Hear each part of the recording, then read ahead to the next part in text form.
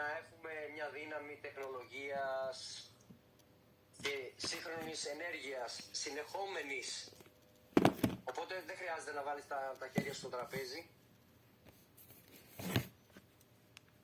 Ετοιμάζουμε αραγκά με αγκινάρες διαλέγοντας την επόμενη κίνηση. Γιατί τον αραγκά και τις αγκινάρες τα διάλεξε ο Μπαρμπαστάθης για εσένα και τα έβαλε σε ένα σακουλάκι μαζί με όλα τα υλικά. Ας μαγειρέψουμε νόστιμα και υγιεινά, εύκολα και γρήγορα. Και τώρα, 2 ακόμα. Καλό.